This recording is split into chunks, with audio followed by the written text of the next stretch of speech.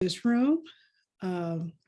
Just want to say good afternoon to those of you on the East Coast, and perhaps still good morning to those on the West. Welcome to this space. My name is Shonda Jones. I am the principal investigator for the Faith Coordinating Center at Wake Forest University School of Divinity. Our center is our purpose is aimed to do transformative storytelling related to faith and HIV to help address issues related to the pandemic that has impacted so many communities over the last 40 years. Today, it's an honor that you are with us, and even more of an honor that Dr. Melva Sampson is with us on this afternoon. Let me just give a brief word about who Dr. Sampson is.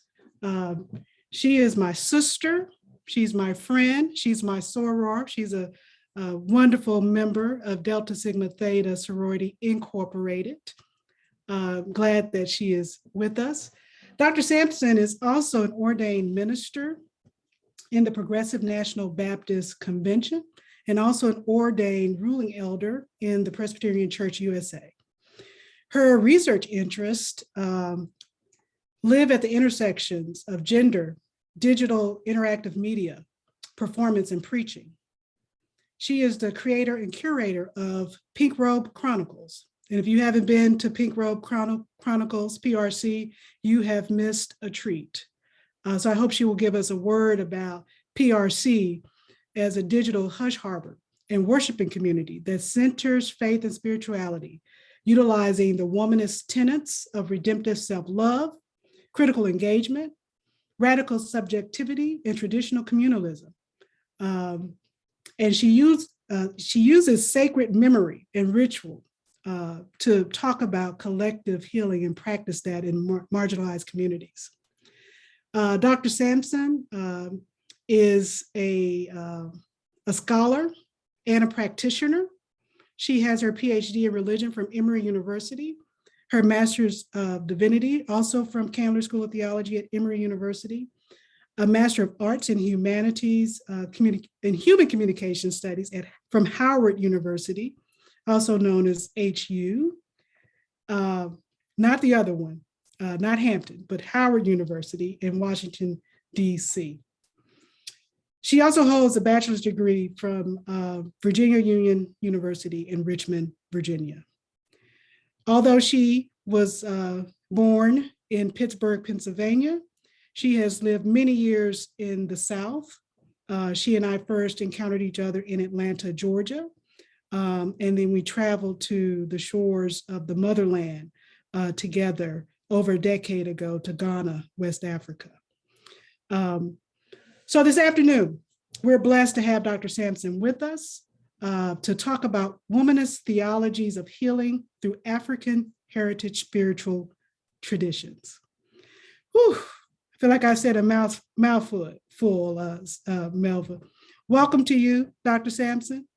And we're gonna let you join this community. Before I give you the mic, the floor, let me just say to those of you who are with us that this is among one of our many trainings and educational opportunities that we provide through the Faith Coordinating Center. At the end of this, toward the end of our time together, you will see a comprehensive survey that will come to the screen. We ask that you take a moment before you leave the room to do that survey. That's helpful to us as a coordinating center, but also to Dr. Sampson in the work that she does in the area of healing and faith. So Dr. Sampson, without further ado, the floor is yours.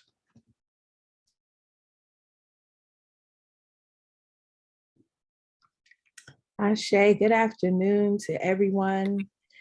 I'm gonna stop acting like I'm on Pink Robe Chronicles. Demi, I'm up here admitting people and talking at the same talking at the same time for those of you who are a part of our digital community, Pink Robe Chronicles. I see you in the virtual room.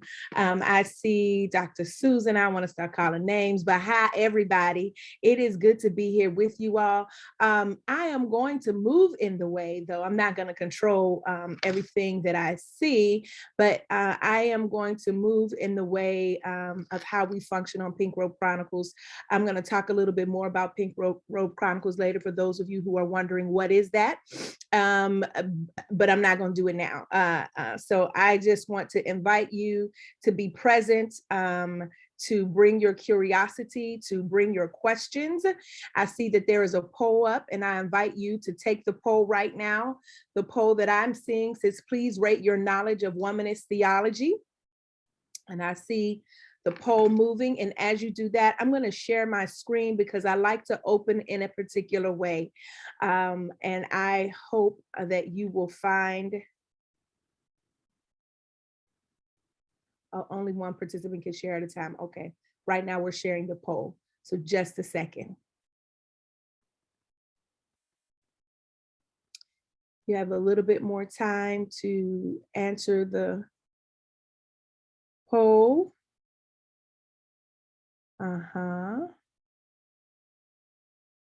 Let me ask you this as we wait for this poll to go and I can share my screen. I'll start, I'll shift in the middle. How do you tell a people that they have no spiritual power? The Reverend Dr. Mark Lomax shared with me. I see Sandy Bailey Gwynn laughing already. Yes, sis, we're going there right now. How do you tell a people that they have no spiritual power? Some years ago, back when I served at First African Church in Lithonia, Georgia, the Reverend Dr. Mark Lomax said this, that you tell a people that they have no spiritual power by creating voids. And you create that voids by telling them exactly that their gods were not appropriate, that their ways of knowing, their what we would call in the academy, their epistemologies, that simply means their ways of knowing were not appropriate, they were not adequate. And when you create this void by pulling out everything they knew, by pulling out everything they may have brought with them across the waters, by disrupting, then you fill that void with your gods. You fill that void with your gods, with your language, with your way of knowing. But what does it mean when you take on the gods of your oppressor?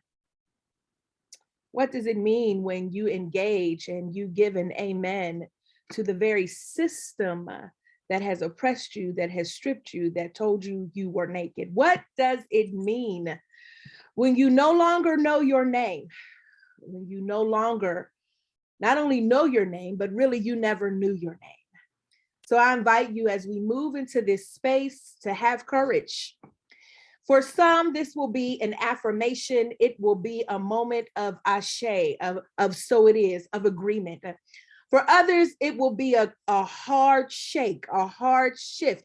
Some of you might be like, what's really happening right now? But what I want you to trust and know is that we are moving forward in community together, where we are asking questions together, where we are having conversation together. So as we think about that spiritual power, and as we think about naming and all of whatever, may be on your mind right now, I want to open us with one of my very, it's not letting me, okay, here we go.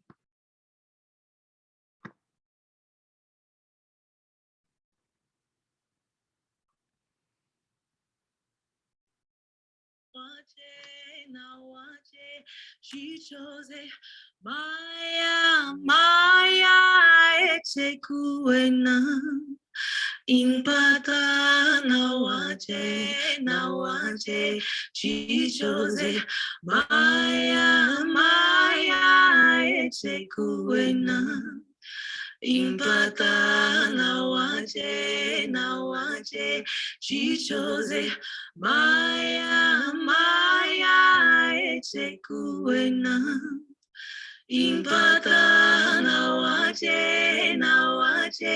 She chose Maya Echekuena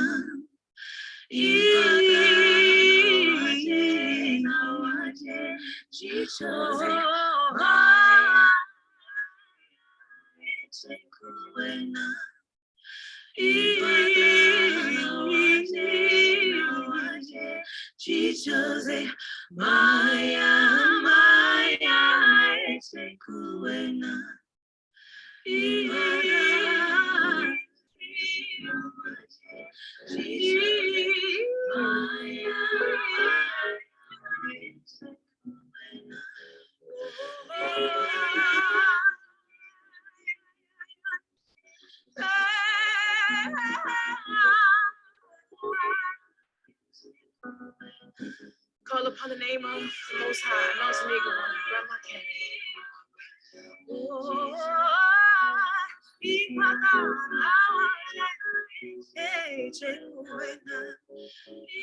I am the daughter of freedom fighters and farmers, bootleggers and number runners, copper color skin like clay, cooler than Indian summers, blooded by oracles and seers, water porters and healers, once were warriors, now killers and drug dealers. Mississippi, Choctaw Creek, berets in Baltimore, some my vernacular from the streets, we move carefully. A pack of wolves, they care for me prayerfully. You'll only lose a limb fooling with them. I am the product of a gypsy and a kingpin. I exist somewhere between Egypt and Sing Sing, born to be a revolutionary since a wee thing. Rebellion in the memory of the memories I was drinking. I am the product of prayers and potions and heartbreak and devotion. I come from gorgeous women who cut and shoot and don't say sorry later. Short-tempered, easily provoked. They possess spirits, conjure worlds, see the future, clutch their pearls, stay hella woke. Enchant them, birth and raise babies, yup, lots of them. And living room floors with no doctors or Western medicine. They carry water, talk to God, wash their hair in the clouds. Cause they grew like that, and we strong like that. We cry silently, caressing our disappointments, tucking the hurt deep down inside of our ovaries for safekeeping, of course, until the next girl was born. Our heart was broken before I ever cut the cord. I was raised under the floorboards, the ones America likes to forget about. The ones on which you built your little bitty white house. Yeah, the ones on the prairies, the ones I'm talking about. Children torn from mothers by colonizers' orders, long before America ever had borders. Native babies stolen at tender ages, shipped to the West Indies to slavery. This is America. Don't get you slipping, no. We be the people you call low lives, dangerous, hood rats, wild, Indians, colored, incorrigible, untamed, savages, gangsters, niggas, go get it, super predators, go figure, do for South kings, queens, gods, master teachers, alchemists, Africans, natives, and bondage, but my spirit free. I was born to bring more light into the world. That's why you see so much fight in your girl, because God's work is so gangster. And I got so much more to be thankful for. I am red clay, dirt roads, ashe, tobacco field, prayer ties, sweet grass, peyote. I survived the trail of tears and slavery. This here is what you call unmatched bravery. And if you want this blessing on your stages, it ain't all about the money, but baby, you gonna have to pay. Say we call it reparations. See, I learned to sing not in school, but in ways you wouldn't understand. See, singing wasn't about songs, it was about sound and the laying on of hands. I watched my grandmother pour pain from the aching bodies of sobbing grown men with the sound that started in her pit, escaped her lips, and made them whole again. We Black Indian. This red and brown blood, it runs so deep. This ceremony, this sacrifice is nothing you could ever teach. Unless you crawl back into the deep black womb of the healing lodge to rebirth yourself brand new and learn that we are just spiritual beings having a human experience and nothing else is ever true. We are spiritual beings having a human experience and nothing else is ever true.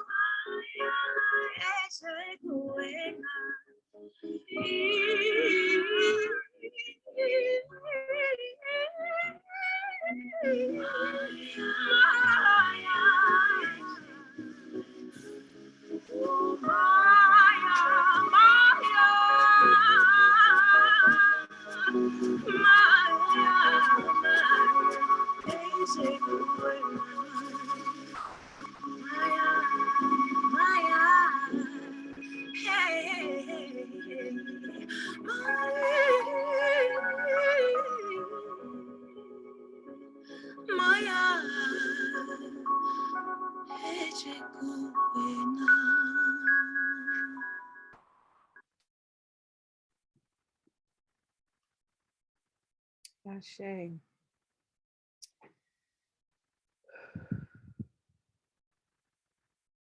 I am always grounded,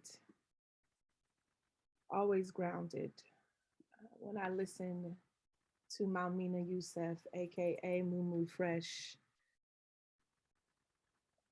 commence with the libation, the acknowledgement, the prayer, the invocation of naming herself, but also of naming her lineage.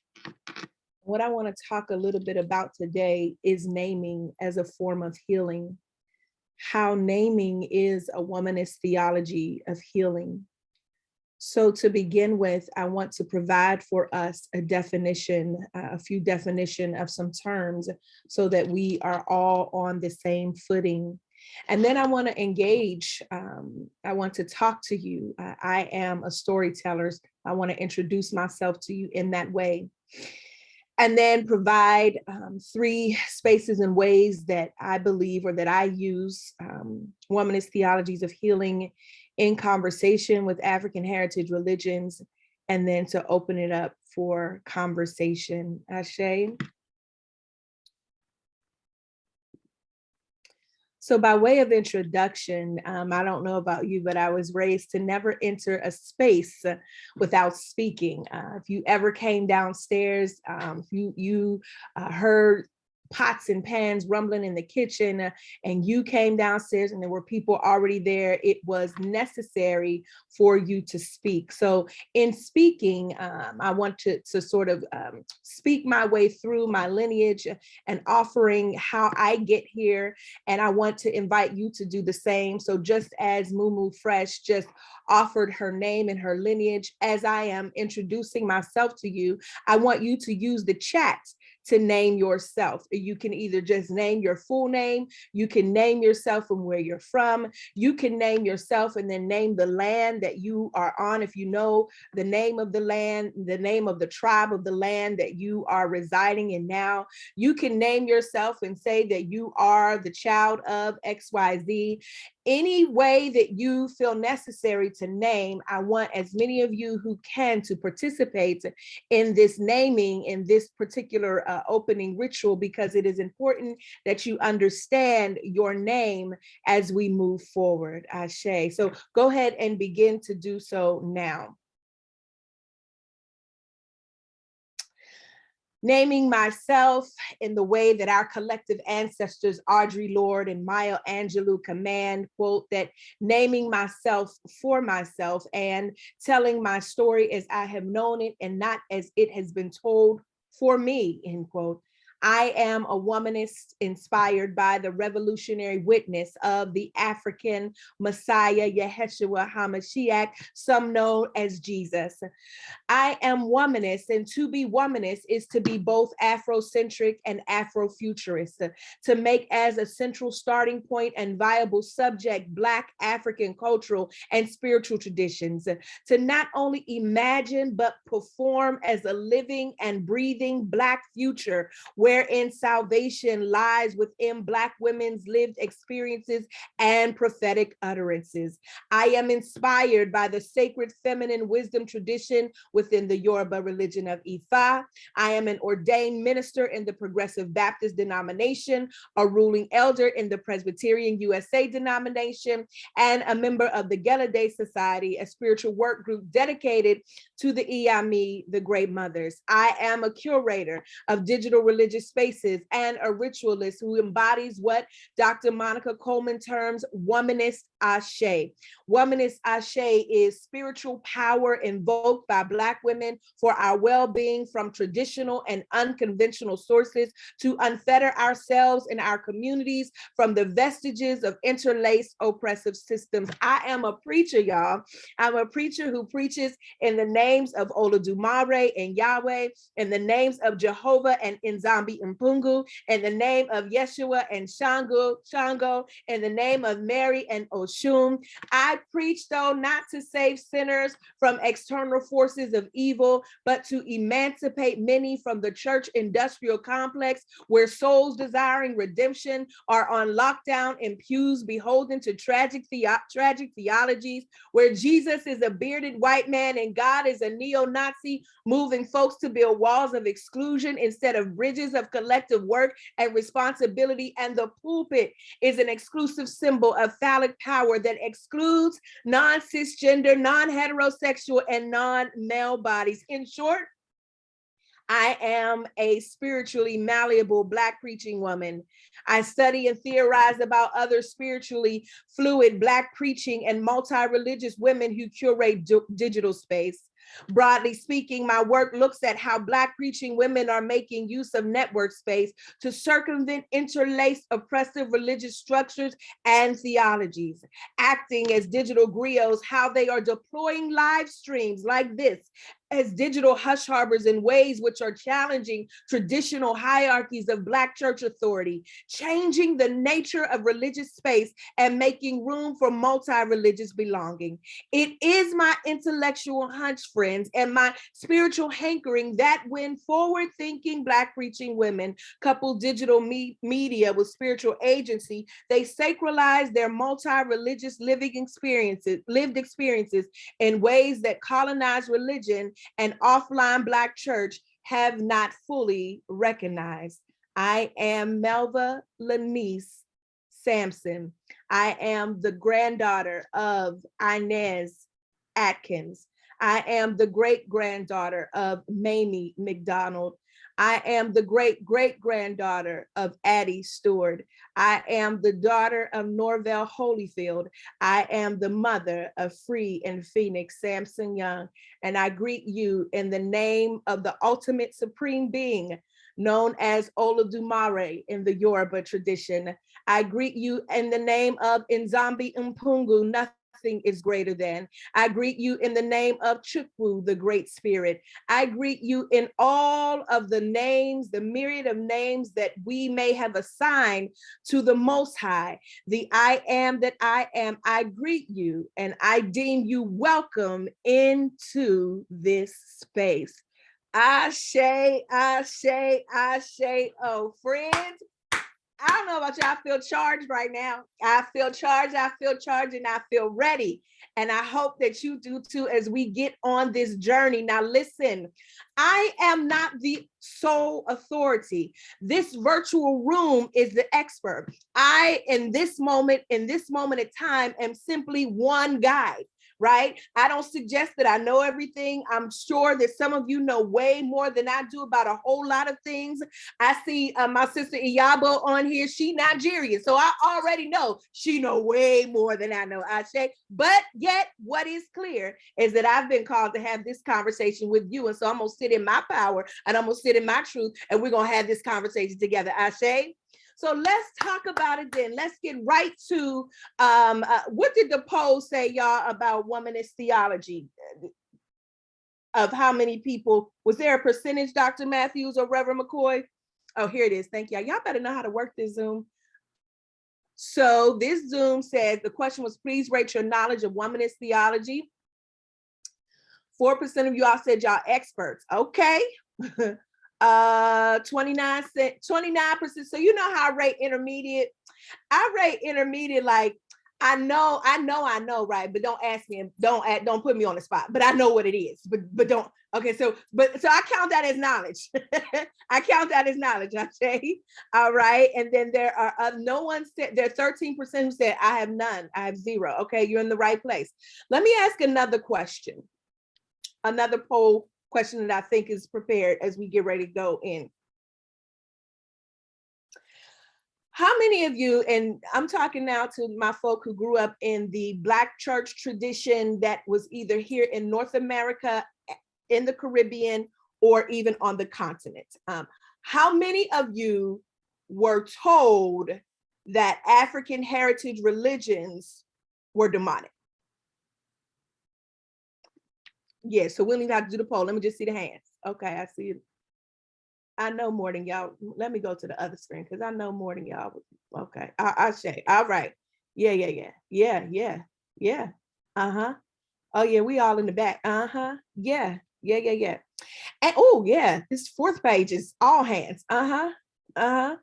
And how has that colored, because we're only doing hands, has that colored your openness?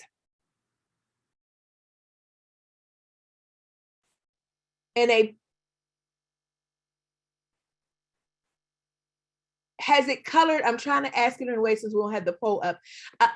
Did that color your openness to learn more in a negative way? That's the question. Hands or no? Okay, no, I can see nods too. Okay, yeah, all right. Yeah. So some of you might feel a little nervous right now. You probably said your prayer before you came on. You covered yourself. It's all right. Been there, done that. Yeah. You covered yourself before you came. You covered your spirit, amen, to protect it, to not let anything permeate it that ain't supposed to be there, to make sure. Yeah, I know. I want to say to you that this is a moment and an opportunity to be free, because the two things, at least in my experience, not only just studying Black church, but being raised in the Black church, two areas that have always been problematic has to do with the idea of womanism and anything other that is seen as antithetical to Jesus, even though ontologically and otherwise we know we identify Jesus as Black, but Jesus, the blonde-haired, blue-eyed Jesus. And so I want us now to really see this as a space to create a warm and inviting space. And for those of you who didn't grow up Christian at all, so you're not even clear on what Black church is and what they do there, this is for you too. Amen. This is for you too. So I'm going to share my screen, and I want to go right into what first womanist theology is. And I'm pulling up a text, an article by Dr. Emily Towns.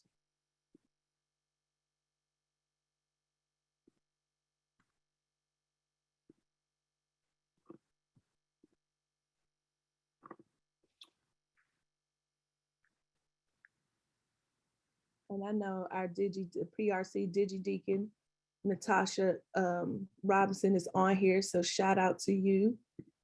Okay. I found this more helpful than doing a PowerPoint. We could just go right to the source. So this article you see here, it's called Towns-Womanist Theology.pdf. You can just put that in Google, and this article will come right up for you. Okay, so for those of you who want the source, and I'm sure Natasha's already putting it in the chat for you to capture from the chat. Here, Womanist Theology, Dr. Emily Towns, who is the Dean of Vanderbilt School of Divinity, identifies womanist theology as a form of reflection that places the religious and moral perspectives of Black women at the center of its method. Issues of class, gender, including sex, sexism, sexuality, and sexual exploitation, and race are seen as theological problems. She says that womanist theology takes old traditional religious language and symbols and gives them new, more diverse and complex meaning. This form of theological reflection cannot be termed womanist simply because the subject is a Black women's religious experience. The key for womanist theology is the use of an interstructure analysis employing class, gender, and race. This kind of analysis is both descriptive, which means that you are describing, right, an analysis that provides a socio-historical perspective of Black life and of Black religious worldviews. And it is also prescriptive, which means that it is offering suggestions for the eradication of oppression in the lives of African Americans. A key feature, Dr. Towns says, of womanist theology is its evolving character. So she goes on to give a list of womanist mothers, beginning with the Reverend Dr. Katie Geneva Cannon, for whom first uses the term womanist in religious disciplines in her article, The Emergence of Black Feminist Consciousness. Later on, when that article gets republished in her text, Katie's Canon, it is The Emergence of Black Womanist Consciousness.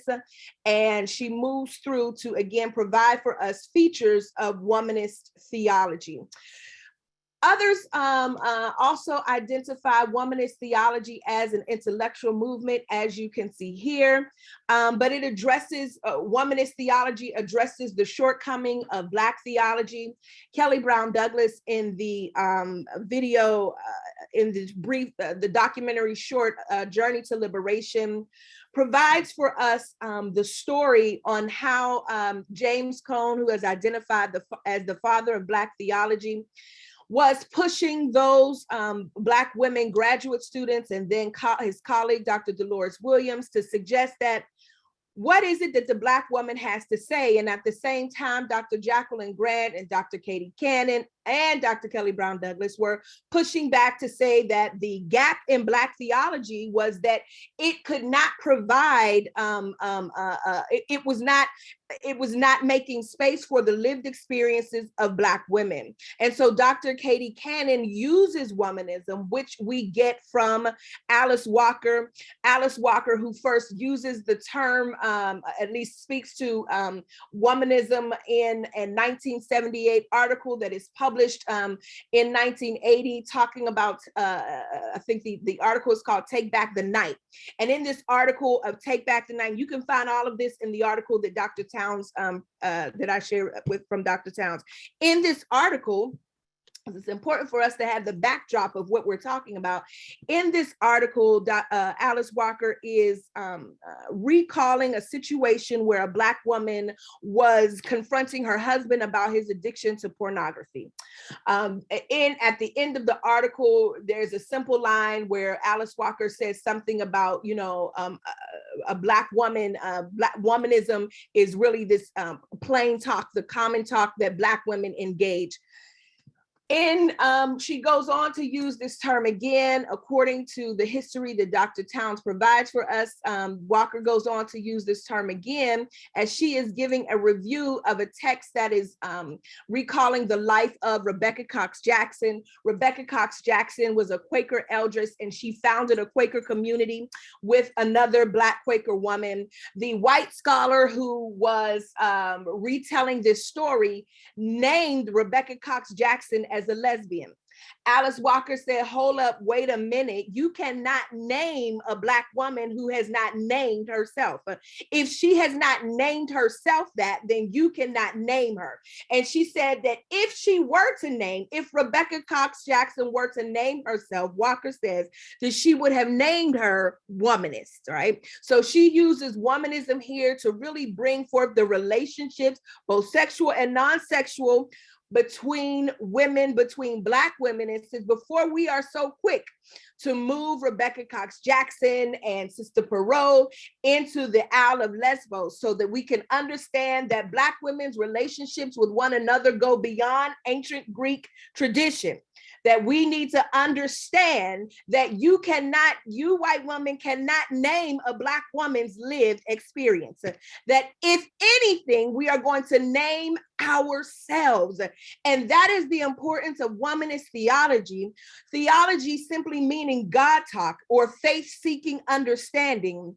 Womanism being how we center Black women's experiences, or women of color or African diasporan women's experiences, as central to conversation about God. We on the same page with this? We're getting it? African heritage religions, then, for me, womanism then is inherently Afrocentric and Afrofuturist. Why?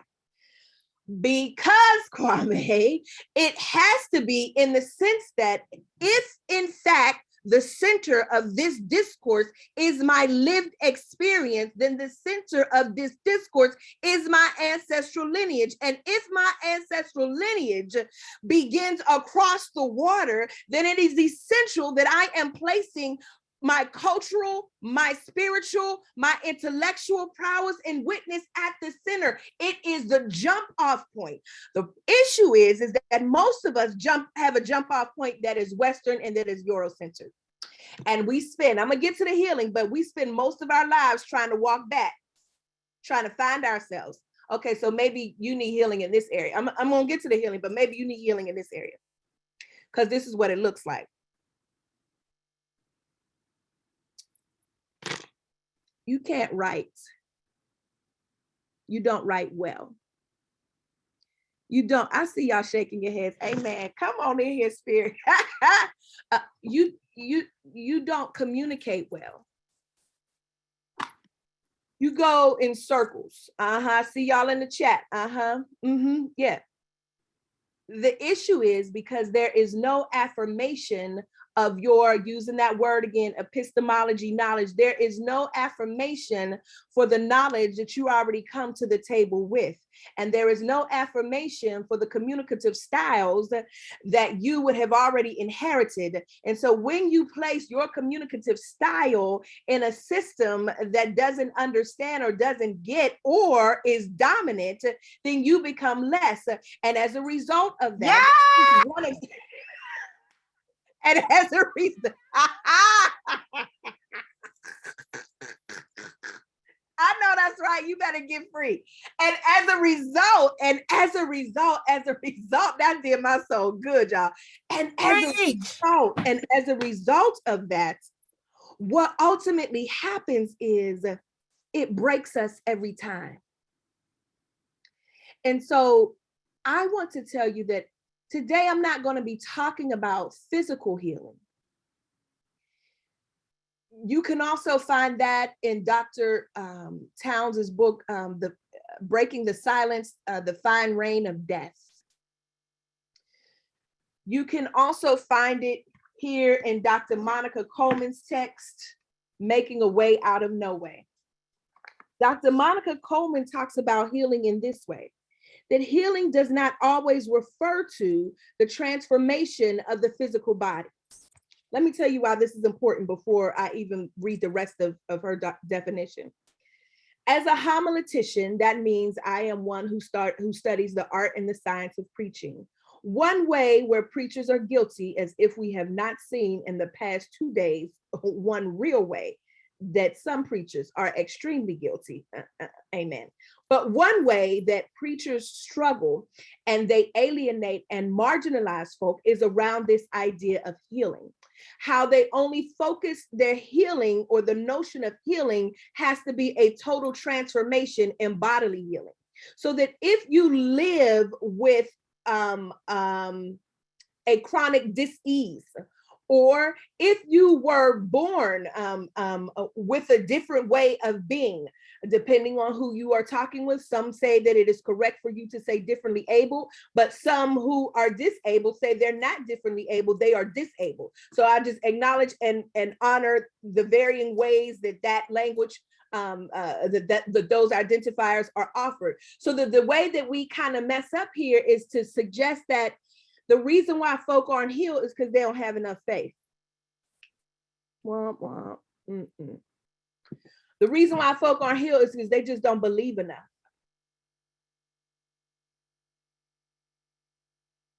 No, friends, it's because our conversation about healing is limited. We have a limited understanding about what is meant about healing. And what womanist theology gives to us is an opportunity for us to center our lived experience and to engage, not with theism, but with a process God. Come on in here, Monica Coleman. A process God says, I'm concerned about you, Shayla. I'm concerned about what you are going through. I'm concerned about where you are. And if this is the way you're going, I'm going to go with you. A process God can be found in the book of Genesis, in the story of Hagar, the second story, after Sarah get a little jealous and she tells Ishmael, Isaac, you got to put her and her son out. So then she goes, with her little food and little water, but now it's gone. And she sits at the tree and she says, do not let me look upon the death of my son. Now, some will interpret that God came through as a liberating God and saved Hagar. No, God came through as a process God and said, I'm gonna stand here and be with you, Hagar, and we're gonna go to the next place. You see that? You see that? And so I want us to understand about these theologies, or the way that we talk about healing, that we need to expand that. And what African heritage religions do, religions that derived on the continent. And we do know, I know we do, but I just want to make clear that Africa is a continent with countries, because I want us to start being educated about the way we talk about the continent, and tribes. Amen. So that even for me to say, it would be hard for me to say that I would not say that there is one way that this is done, and even to say African derived religions in some way sort of overlooks the diverse traditions of many of the countries on the continent. Ashe. I spoke earlier that that I have an introduction to Yoruba, the Ifa of the Yoruba, and I am also identified as an African-centered Christian who feels no way, ifs, ands, buts about, or the need to choose one, because I understand, in the words of John MBT in his book African Religions and Philosophy, that Christianity, at least in North Africa, as we understand, is an African indigenous religion, right? With both Ethiopia and Egyptian as the Coptic and the Orthodox churches. Ashe. So we're nodding, so we're all on one page here. So back to Dr. Coleman's healing. So we've defined womanist theology, now we're defining healing. Healing does not always refer to the transformation of the physical body. The activity of healing, while sometimes bodily, is the activity of restoring wholeness and community where there is exclusion, corruption, individualism, fragmentation, and brokenness. Oh my God, this is good to me. Let me run it back. Healing does not always refer to the transformation of the physical body.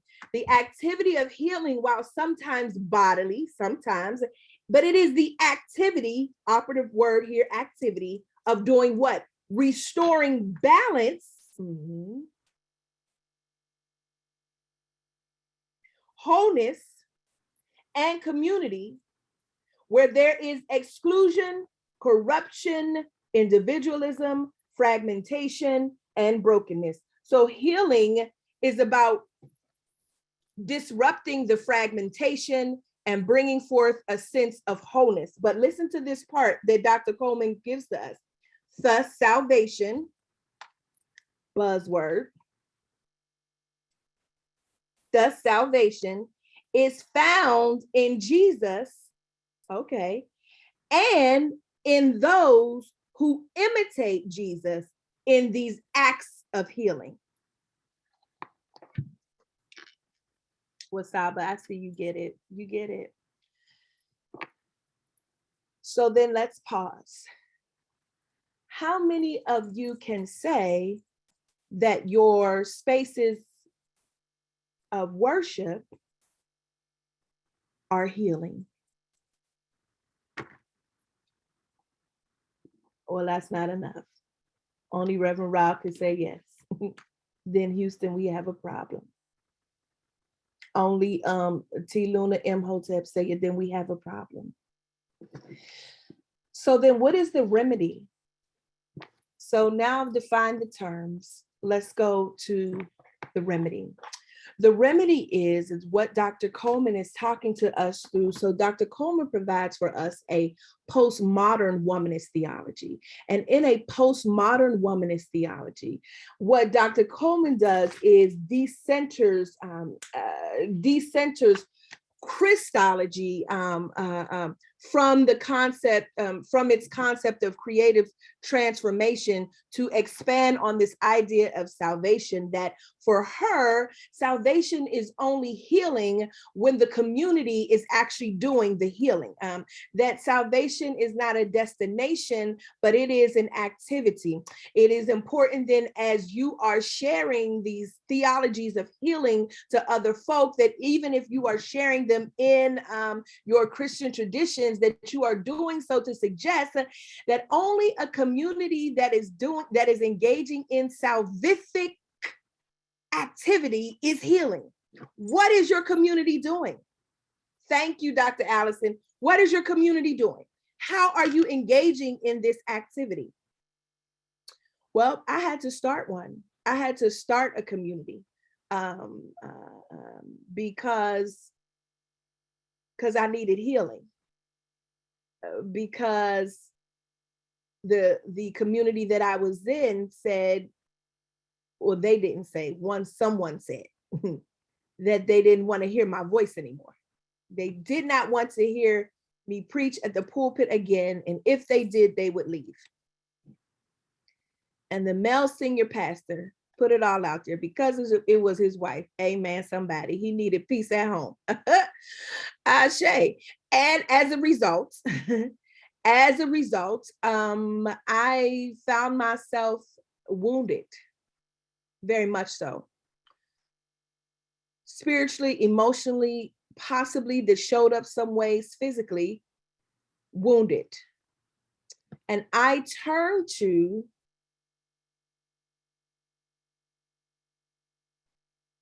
the practice of ancestral veneration for healing. And in my practice of ancestral veneration, through which I was activated through a few houses of worship known as Elays in Atlanta, and through the space where I was able to see that part of the problem is that I had been answering to the wrong name.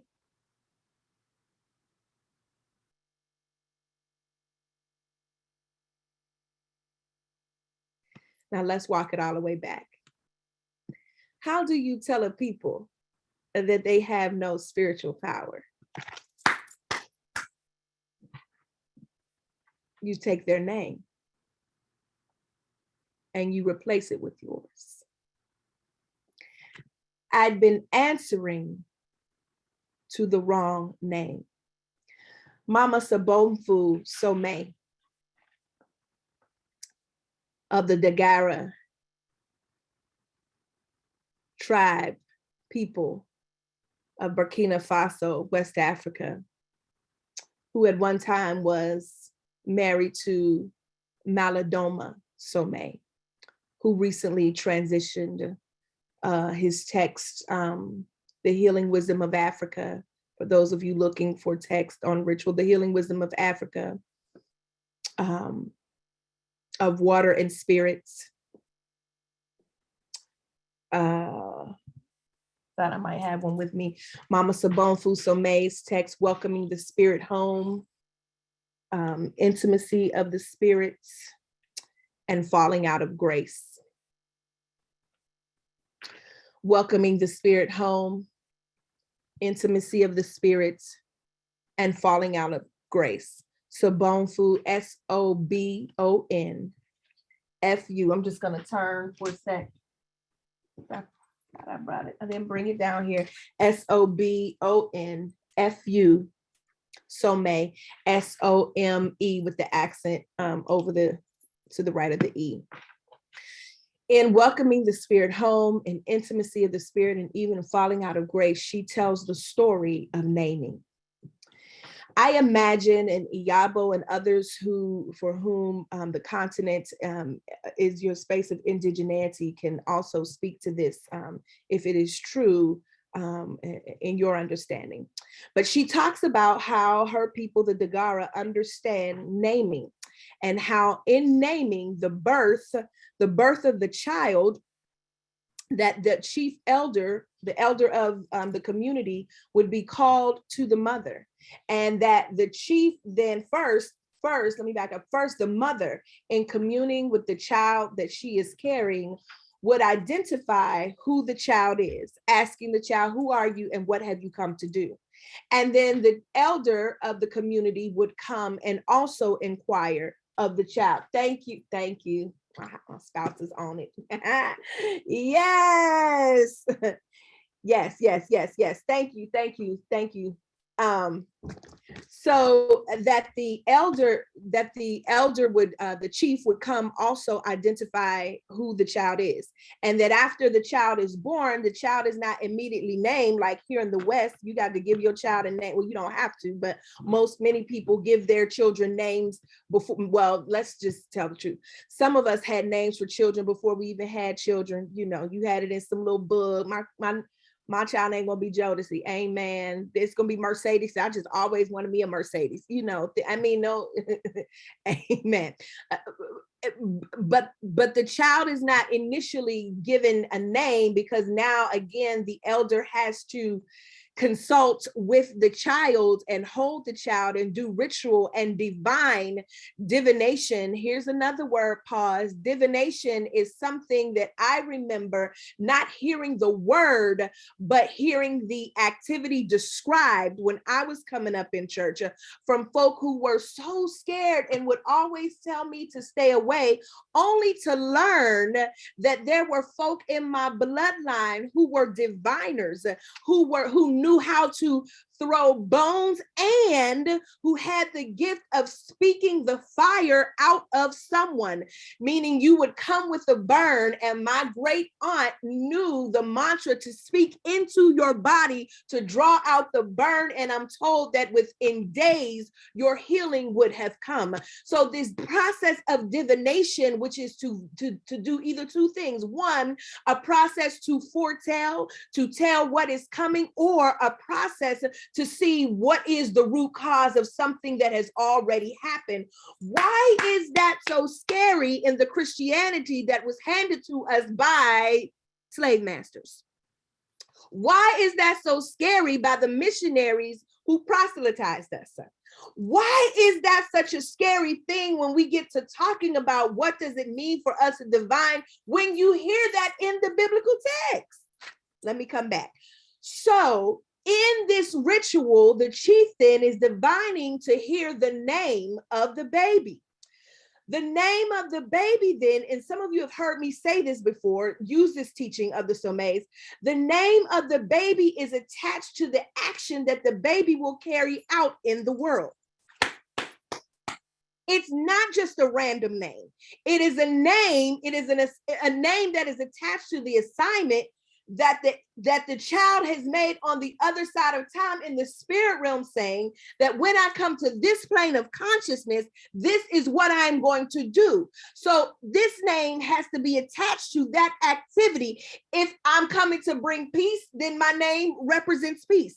What ultimately happens though is either A, because we have moved so far from those traditions, because those traditions were snatched from us, and many of us are in an identity crisis in our faith tradition. We are engaged in the colonial practices of Christianity, that we then deem these things as unnecessary and problematic. But here's why it's problematic for us, and here's why it was problematic for me: answering to the wrong name. Mama Sabonfu Somé goes on to say that when people fall out of grace, she's not talking about Christian grace. She's talking about relationship. When people fall out of right relationship, here's who the right relationship is with God, with self, and community. When people fall out of right relationship with spirit, with self, and community, Somé says, then you have fallen out of grace. And when you fall out of grace, then you respond to the wrong name. How do I get back to the right name then, she says? That's the question. You get back to the right name.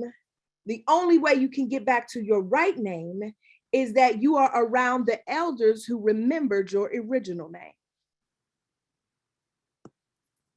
Oh, you don't hear it. We are talking about healing. I think some of you, we're going to come another way, but this is about healing. What does that mean? That means that not only was it the chief who was there, it was the elders who were there when you were named, and they heard your name. And the role of the elders in the community was to make sure that you never would forget your name, that in the work that you would do, you would always be living out your name.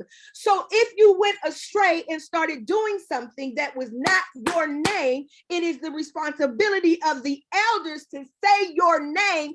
And when they say your name, that energy is released and it reminds you of who you are. The problem, the issue why we need so much healing is because we are no longer in community. We are stuck steep down in the throes of the Western Eurocentric practice that has made its way into the physical institution, not the Black church that was the invisible institution, but the brick and mortar institution that tells you that you can only deal by this name. And at this name, every knee, and at this name, every tongue. But baby, what I want you to know is that your people come with an entire lexicon of names, Dr. Susan, to call on. Not Abraham, Isaac, and Jacob. Friends,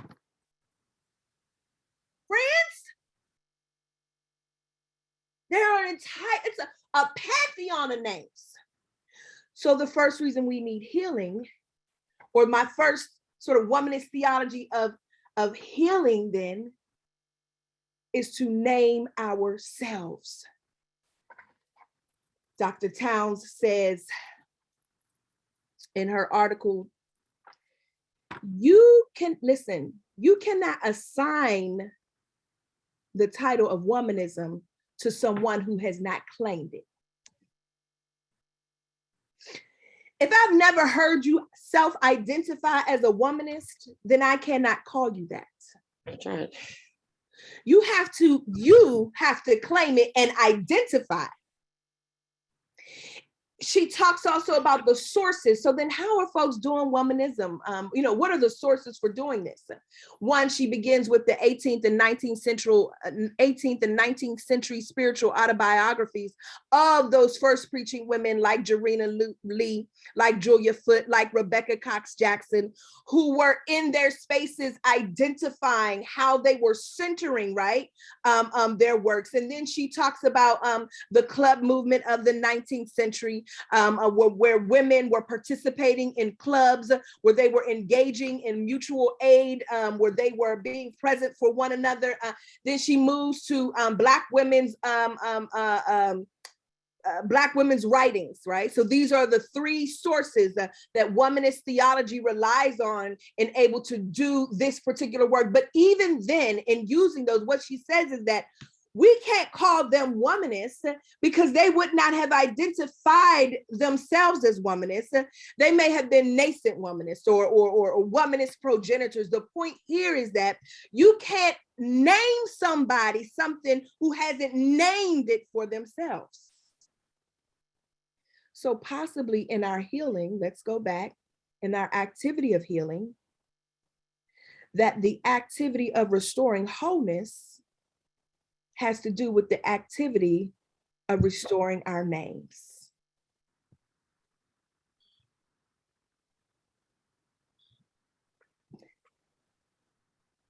Every time you've been called out your name,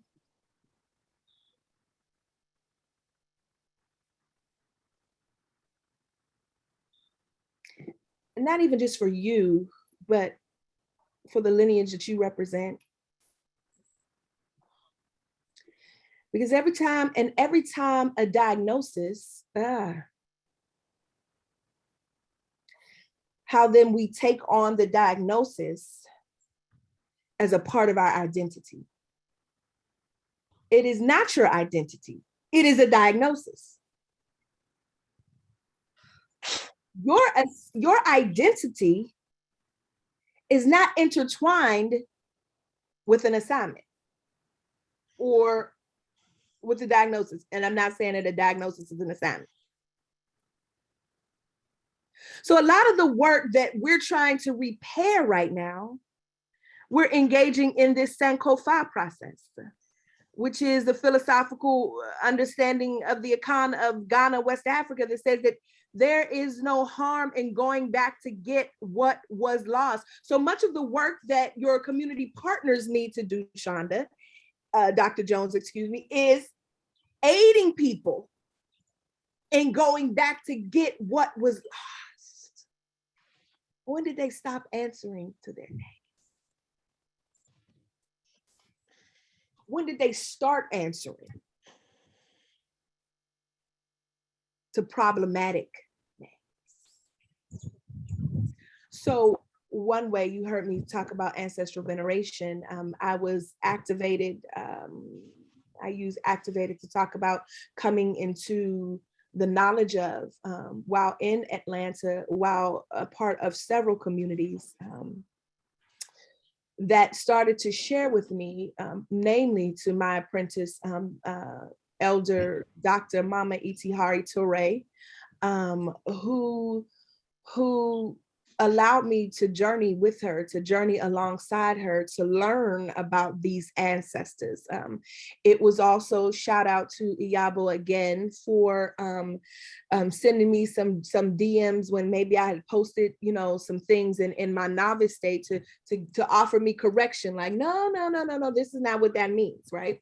So that, and shout out to my sister, Dr. Dr. Funlayo Wood Menzies, who I want to share. Let me share this while I'm saying her name so that you can write this article down. So here is another article. This is for, I don't know how to get this to you if you don't have access to JSTOR, but I'm sure somebody on here does and help figure that out. But you can go to JSTOR, which is this database right here that you can, if you're affiliated with an institution, you can go to the library of your institution and the database. And this article, Sacred Healing and Wholeness in Africa and the Americas, where Funlayo E. Wood and now Menzies is the editor. And in this phenomenal article, there are about 4 or 5 folks who are having this conversation around African-derived religions of Vodun, Candomblé, Santeria, and Ifa, and maybe Obia in this particular text. Also, what is phenomenal here is that the writers talk about these complementary. Go back up. Go. We can hear you. Go back on mute. Complementary alternative medicine ways of healing. CAM. Here it is. Right here, you'll see the CAM. Let me get you the complementary and alternative medicine. Let me just read this sentence. The use of complementary and alternative medicine, by which is meant by health intervention that is not squarely situated within the biologically based paradigms of Western medicine. So again, here is the affirmation of me saying that that healing is not always speaking toward biology or the physical healing. But that this is not new, and ultimately here that African-derived religions, per this article, or African-derived healing techniques, particularly those involving communication with other than human world, are still often viewed with skepticism and apprehension. And this stems from the fact that normalcy is often delineated and reified vis-a-vis the definition of abnormal, that the designation of Africans and their cultural products as abnormal and primitive or in more recent parlance, exotic, in contrast to the normal European, and placed Africans and their cultures into a type of exile from which they have yet to be fully integrated. So to experience exile, says Stephen Nelson, be it cultural or geographic, social or psychological, intellectual, familial, or sexual, is often to experience an existence that is constituted by a loss of wholeness. Again, going back to Dr. Monica's definition, that healing is about bringing wholeness. And so these words also affirm that. Wholeness, one defined by its fragmentary nature. Though there has been progress in incorporating Africa into the global lexicon of normalcy, the continued relevance of African religions and the healing practices that they inform remains in contention. Jacob Olupona posits that while the world religious traditions of Buddhism, Judaism, Hinduism, Islam, and Christianity are amply studied and represented in the academy, the study of indigenous religions is specifically cut off from religious studies. Although the last 20 years have seen an increase in the number of courses offered on African religions, their related diasporic traditions and indigenous religions of all varieties, these traditions are still sorely underrepresented in the academic realms of religious study and theology, and the same might be said of African-rooted healing techniques, which are often conspicuously absent from the discussions of complementary and alternative medicines. And so ultimately, again, the being unfairly represented, that also fosters a void that needs to be filled. And so I was introduced I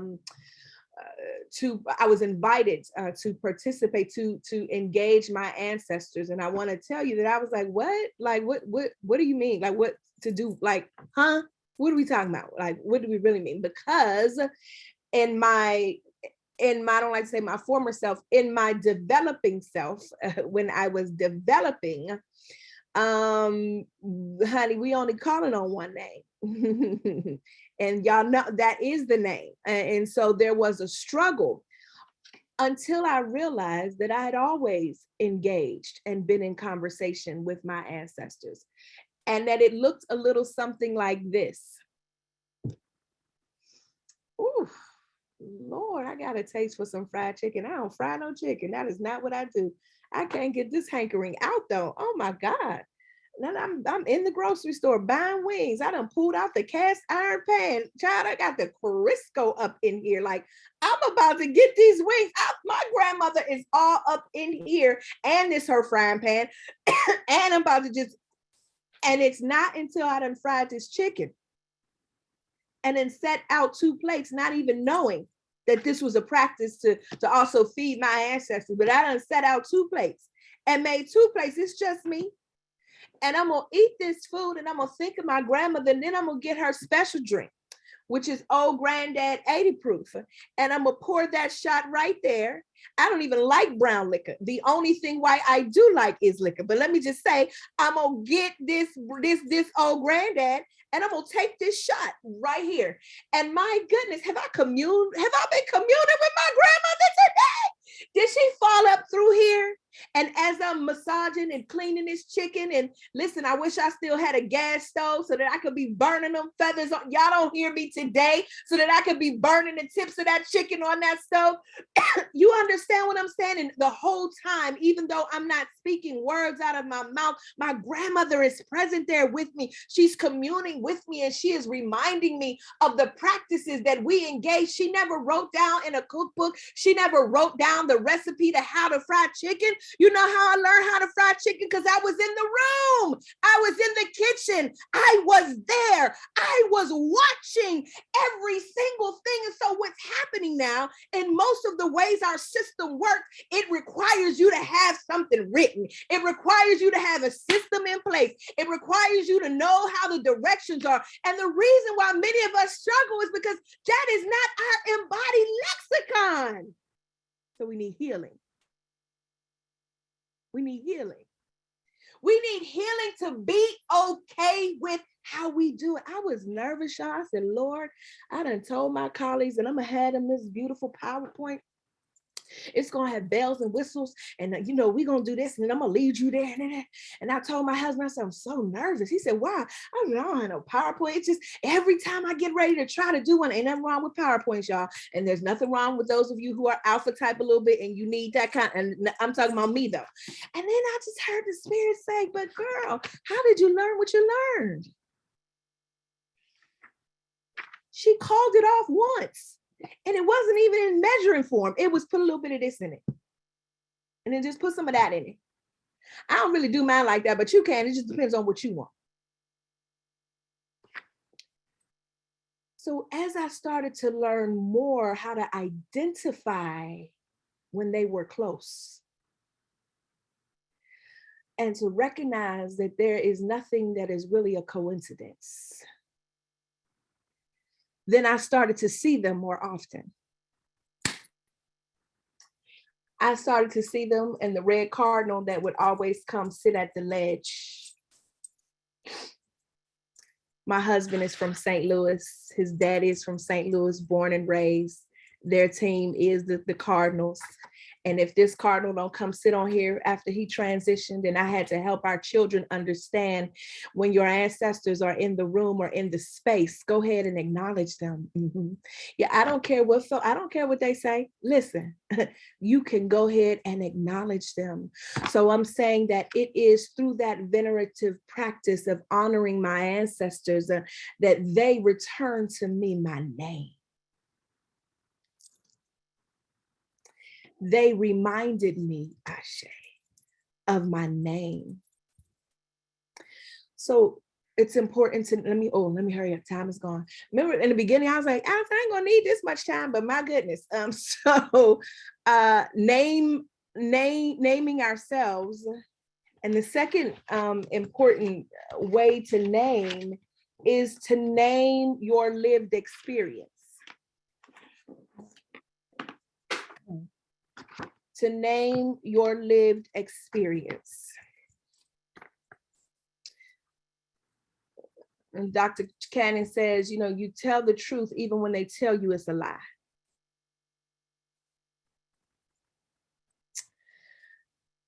She also, there's a line she says, how we have to remember what we never knew,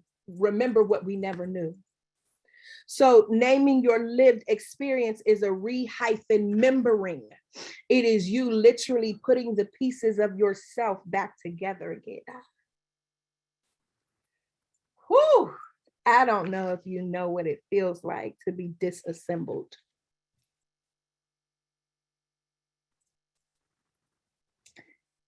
I mean, to be disassembled. To just be picked apart. To just be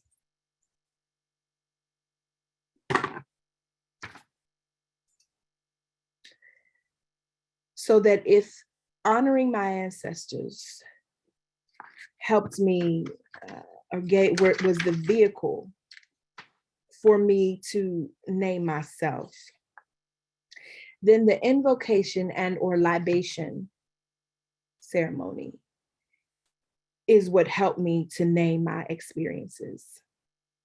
Libation is a prayer. It's an invocation. It is an invitation to invite energy, ancestral wisdom into the space. It is, I don't make comparisons, but just for an example, a way of. I do remember you saying something to that effect. You talking to me? Who said that? I can't see. Okay, Ashe. Whoever said it, Ashe. I probably did. If you're talking to me, I have said this before. So yes, we right. That the libation is the bringing in the acknowledging of the presence of life, on the other side, the presence of deity, the presence of spirit, and you are calling in You are invoking the power, the presence, the capacities of those who have gone before.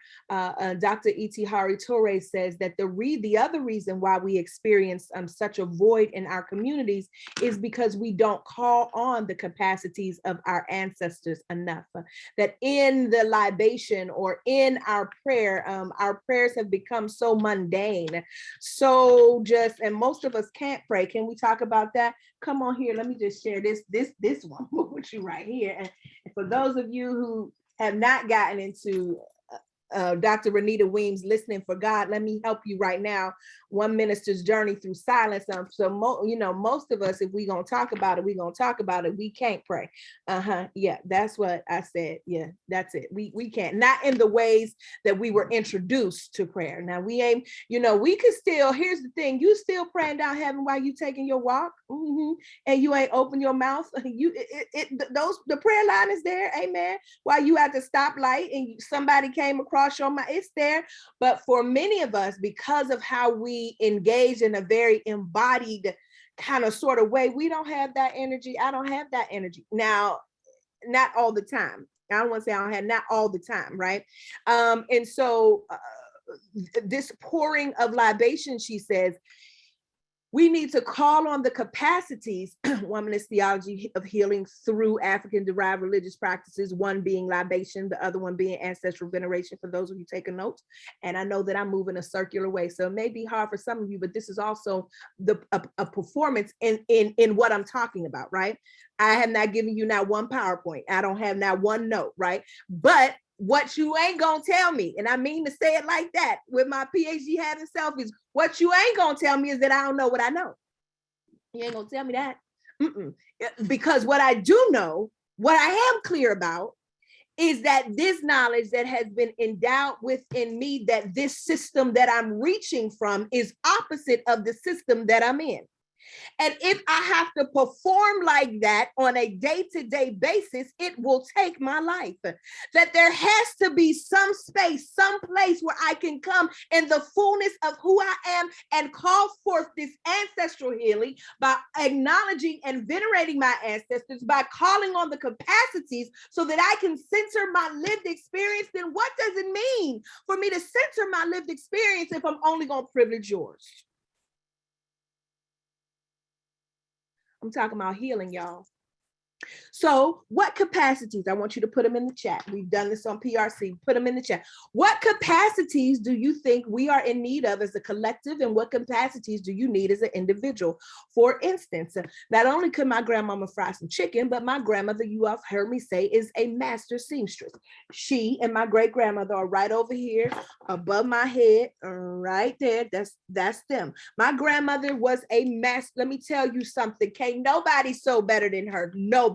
No pattern, no anything. It's in her mind. She envisioned it. She's sewing it. She can make something out of nothing, talking about making a way out of no way. So when I am stuck between a rock and a hard place, when I need to re-member myself, when I need wholeness because living the fragmentary life has become too much, I call on the creativity of my grandmother.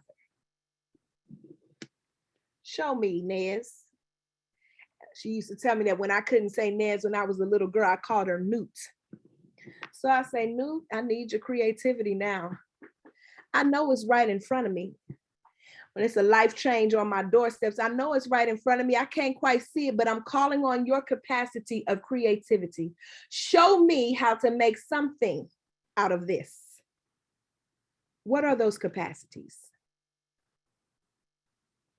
We need the capacity. What capacity did Harriet Tubman display? What capacity did Nat Turner display? Did Denmark Vesey display? Did Ella Jo Baker display? Did Fannie Lou Hamer display? Did Sandra Bland display? What capacities do we need? Yeah, I see you typing them. Yep.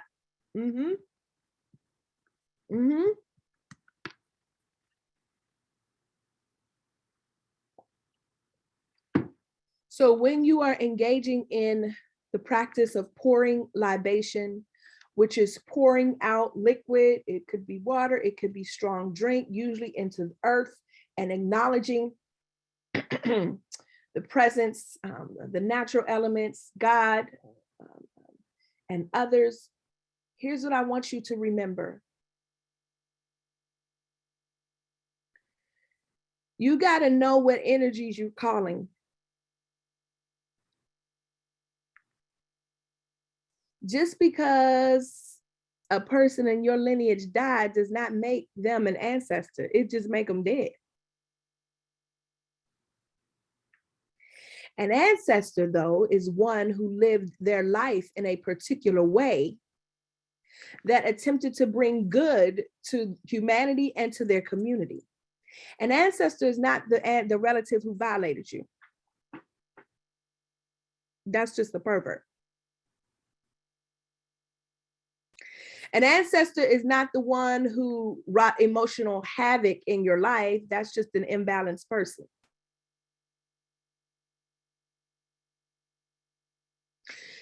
And then be clear that when you are calling on these capacities, you got to trust that they're coming. There it is right there. See, because our practice is so habit forming. Like for those of you who grew up, those of you who are Methodists, y'all know or Catholic, I can't even say it. You know the Apostles' Creed, you know all the stuff y'all know. I don't know. All the stuff y'all know. The doxology. Yeah, all that stuff y'all know. I'm Baptist. All that stuff. Y'all know, you know that. Mm-hmm. Here's the thing though, when you call, they come. So you can't be surprised when you call for the winds to come from the four corners of the earth, and y'all fall through there, and you be like, what happened, friend? Because you have the power to call it into being. Another book for you to consider, and then I'm gonna open it up for questions on my last one, is this is Divining the Self. Velma Love's Divining the Self, a study in Yoruba myth and human consciousness. So for the past 6 weeks, now maybe 12 weeks, and Pink Robe Chronicles, which is a digital hush harbor. It is a spiritual gathering where we engage in truth telling and wisdom bearing every Sunday at 8 a.m. Eastern Standard Time on Facebook Live. You can also check out all of our previous meditations on YouTube at our YouTube page, which is also called Pink Robe Chronicles, or on our Facebook page, which is also called Pink Robe Chronicles. And you can follow us on IG at Pink Robe Chronicles for everything Pink Robe Chronicles, to receive small snippets or clips of what we've been teaching. Friends, I needed something different. I needed to be healed. I needed to be emotionally healed, spiritually healed, but if I could just be real, it couldn't be from the Bible. Let me just say that. I needed a different text.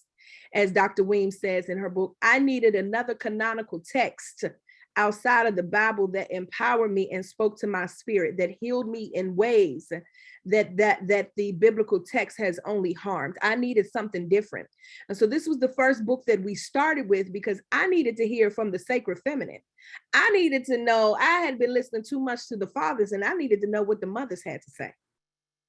And so this book right here, Divining the Self, particularly chapter 5 on the powers of the mothers. Let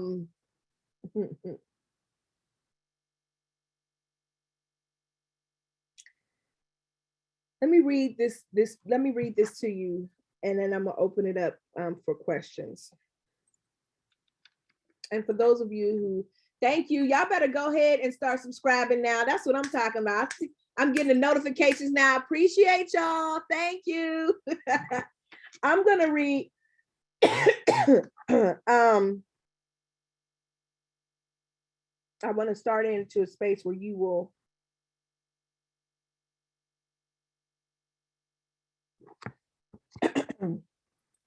I'm just going to jump right in. Through the term Aje, A-J-E, Though the term AJE may be used to refer to a spirit being, a spiritual power, or a spiritually powerful woman, Teresa Washington focuses on Ajay as a creative force.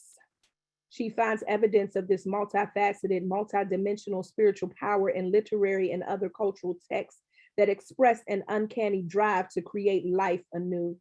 Using Washington's definition as a frame of reference, this chapter discusses the concept of Ajay and its role in selecting, in its role in selectic epithets. It also examines rituals and symbols associated with three of the most popular female Orisha, Oshun, Yemaya, and Oya, relating such roles to the Ford Wimbush social formation paradigm. I focus on how Ajay, remember this spiritual spirit being or spiritual power, or spiritually powerful woman, how they are focused as a creative force, how they are expressed in the context of signifying hoodooing and conjuring. So I needed to name myself. I needed to name my lived experience. And finally, we need to name our gods. Anytime we hear the word conjuring, oh my goodness, that, takes some of us out. Now, here's what I don't understand. Some of you all devout Christians conjure always, all the time. Like you conjure in your sleep. I mean, you in the name, plead the blood, under the blood. The blood still works, conjure. Here's one. This is my body, broken for you. Take and eat. And likewise, he took the cup and said, this is the cup, the blood shed for you. Take it and drink it. And as often as you do it, come on, ritual, you do it in remembrance of me. Oh, here's one. We already did this one, but I'm gonna come back to it. And at the name of Jesus, every knee shall bow, every tongue shall confess that what Jesus is. There is no other name. Conjure, incantation. Teresa Washington says, here's the problem with the word witchcraft. The problem with the word witchcraft is that the missionizing evangelists / slave masters / those who proselytized us into Christianity, when they came to our villages to steal us under the guise that they wanted to trade with us, they did not know what they were viewing. They couldn't understand the magic that they were witnessing. They couldn't figure out how we understood the medicinal works of herbs. They couldn't figure out how we could simply look at something and it would actually move. They couldn't figure out how we could wear our culture in the form of the style of our hair, the material that we were wearing, the beads that we had strung around our neck. And as a result, because they didn't have the language, they created the void and put their own language in it. Witchcraft don't come from the continent of Africa, that word. But guess who pick it up and take it? Us. It's a form of control. And so if I can't identify what you do, then I'm gonna just say what I think it is. Herein lies the problem. So to experience our gods is to know that our gods are not only God the Father, but they are the mothers. And here's what the mothers, this is my close, here's what the mothers require of us.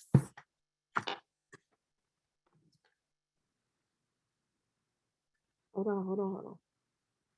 Wait, let me get to the right page.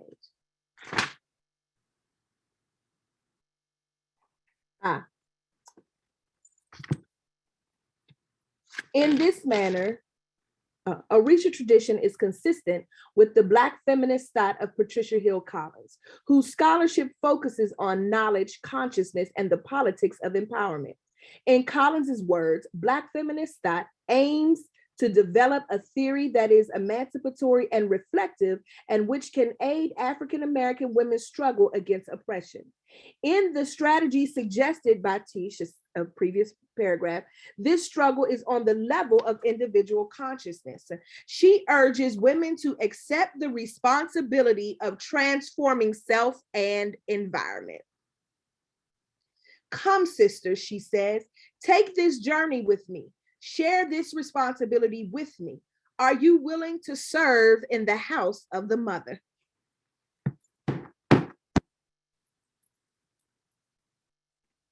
Are you willing to serve in the house of the mother? My goodness. And here are the requirements. To serve in the house of the mother means cultivating one's intuitive faculties. Shayla, it means embracing one's power. Dr. Susan, it means defining one's self.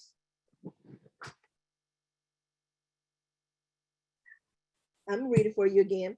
To serve in the house of the mother means cultivating one's intuitive faculties, embracing one's power, and defining oneself. Serving in the house of the mother is equivalent to what Collins refers to as rejecting theories of power based on domination and embracing an alternative vision of power based on a humanist vision of self-actualization, self-definition, and self-determination.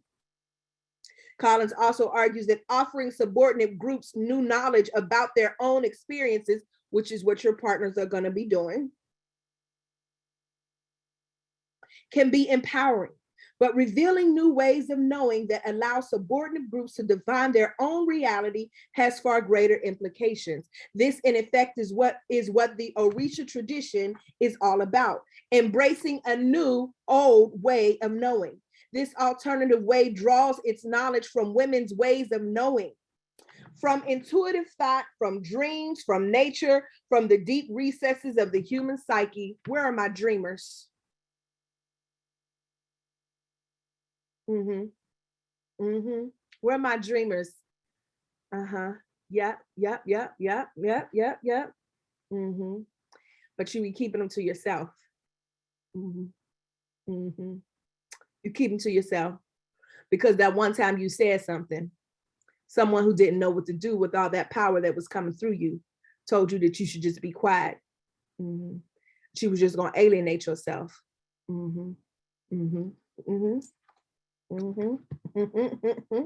Yeah.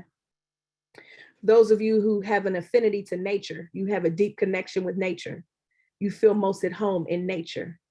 You could just be out in nature. You could take your shoes off. Listen, you could, that ain't me though. I'm just saying you could just sleep outside, outside. The flies don't be bothering you. The mosquito is just, we in nature, honey. Amen. That's not me again, but I'm just saying Or for those of you, here is me, the deep recesses, those who enter the deep recesses of the human psyche. That means we be in our head. That's me. You a processor. You're just a deep process person. You process very deeply, and sometimes people don't know what to do with the looks on your face when they're speaking to you because they think that you are not listening, or they think that you have. You're just processing. You're just. I'm here. I'm processing what you're saying. It's a download. Like I'm getting it, but I hear you keep. That's why I often say I'm listening. I'm just processing. You just got to say I'm listening. I'm just processing. This alternative way of knowing is performative in nature, rich in symbol, ritual, and metaphor. Symbols work because they evoke responses that lie deep within the human psyche. What is your symbol? Some of you all need to get a symbol.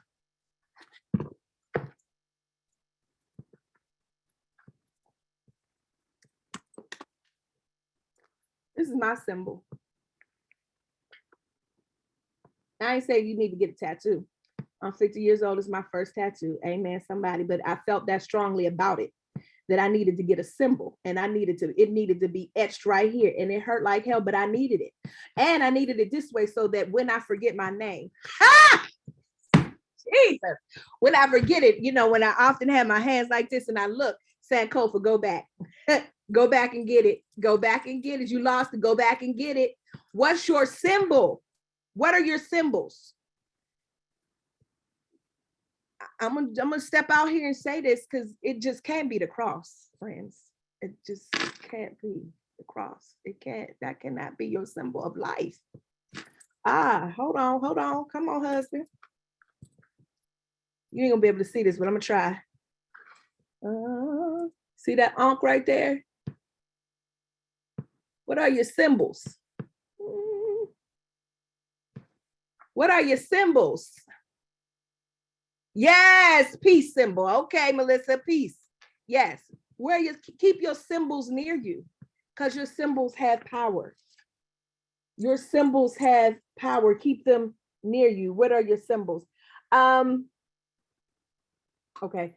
Of the performative nature of the practice and the power of the oral tradition, Aina Alomo writes this, quote, that the meanings of words exist in our hearts and are born from the passion of our spirit. Hear it again. The meanings of words exist in our hearts and are born from the passion of our spirit. When the words pass from our lips, they create energy that is transformed into the ability to do the work. Alomo expresses concern about trends that seem to suggest that New World practitioners are beginning to replace spiritual exploration with memorized quotation. In my own journey, she says, I learned from powerful elders who have shared their wisdom with me. They never read books on Ifa, never read a book on how to fry chicken, I'm just saying, nor did they quote oracle to their fellow seekers like Western scriptures. The concern that Alomo expresses has to do with what is and what is not acceptable, what is and what is not an acceptable form for the transmission of knowledge. Her comment suggests that, here it is, there is something in spiritual exploration that cannot be found in the printed word. She says that the meaning comes from the spirit in the heart, producing a transformative energy through the spoken word. Womanist theologies of healing through African-derived theologies, African-derived religious traditions should lead us on the journey to reclaim our names, in doing so through ancestral veneration, to naming our experiences, in doing so for the practice of pouring libations, and naming our gods, particularly when we look to the mothers as the sacred divine. Thank y'all very much. Let's open the floor for conversation. Let us first thank Dr. Melva Sampson for this. Take yourselves off mute. Give her some thanks that she can hear. Melva. Thank you. Thank you. Awesome. Yes. Usual. Thank you so much. My God, Zion.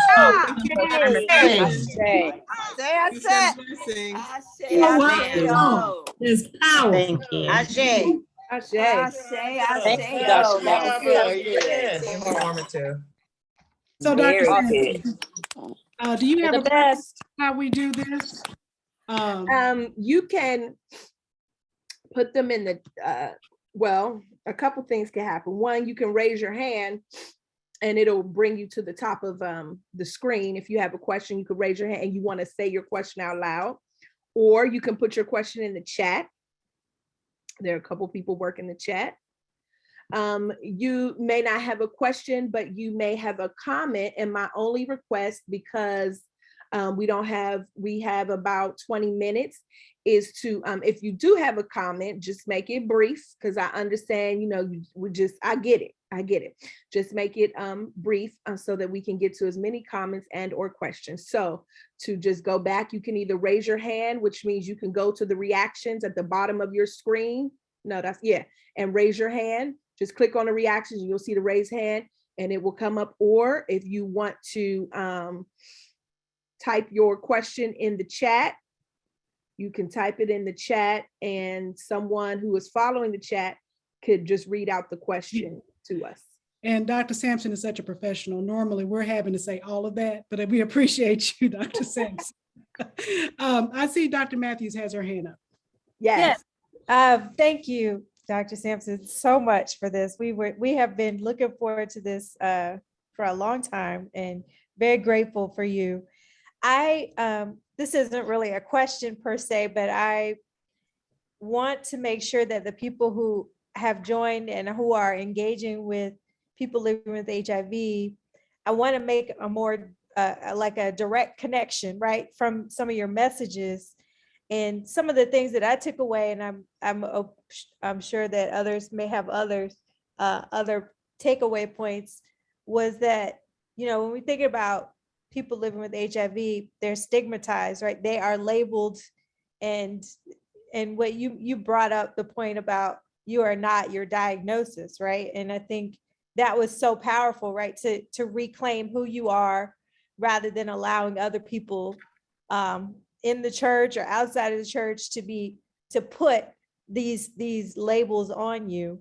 And I'm also thinking about how, your example of the Pink Robe Chronicles, and I know a lot of our funded partners do something similar, where they have these platforms where they're talking about their message and delivering and like helping to heal. I think that's a very practical way that our funded partners and others who are on this call can take away and be able to implement in their communities, right? Is that we can't be afraid to talk about our spiritual practices that may not always fall in line with traditional Christianity, but that help to augment and to celebrate who we are and our ancestors and all of those things that help to affirm our lived experiences. So those were my takeaways from that I think are very practical for people who've joined today. And yes, we have recorded this session. We've transcribed it. We will send you all a list of the reading and suggestions, and when we can, we would like to also be able to include PDFs. Okay. Everyone like me needs a Dr. Allison Matthews in their life, someone who can synthesize and make it practical to the point. I'm always on the big picture, the big dreamer. And so, yes, to everything she said, it is really important, especially now. I was talking to a colleague earlier, and we are convinced that the ways that we gather is like digitization is the norm. It's not about to be, it is. And so the ways in which you are, if you're not already doing it, and you need to start yesterday, okay? You need to start yesterday planning out how you are going to engage community and share these various practices, and don't let anybody tell you that you can't create community and still have the intimacy. It's not true, because anybody on here who is a part of PRC, of which I see many of you, it ain't true. It's not true. It's not true. So I would maybe I will send emails or just give you all these resources. I just learned of a new platform that's in beta testing now called Oyay, Ohya. I don't know if I see somebody shaking their head. If any of you know Reverend Melinda Laidlow and Beautiful Ventures, I just went to I did a virtual blessing for their virtual housewarming of the Beautiful Ventures house on Oyay that blew me out. It was modeled after the dark, It is the house that Madam C.J. Walker, the dark Harlem Renaissance, the dark venture, anyway, it was modeled after, I see somebody looking it up for me. Look it up for me. It was modeled after this house where she would host gatherings during the Harlem Renaissance. And instead of us being in blocks like this on Zoom, your head is like actually sitting on a couch like that was it was phenomenal. I don't know those of you who are familiar with Mighty Networks, which is another type of platform for you to create community and all types of things. Those are just two things that I just came into knowledge about because this is now the norm. It's not, oh, maybe we're doing this, we're actually doing it. So yeah, I see Yvonne and I see Wasaba. Thank you so much. So my question is, for those of us who have been on the periphery, knowing that it's important us to reclaim those African traditions, but are still recovering from those like distorted Christian thinkings, what's the next best step to get started? You already started. See, this is yay. Yay! Whew, I just felt that so deep in my presence. My God. Whew.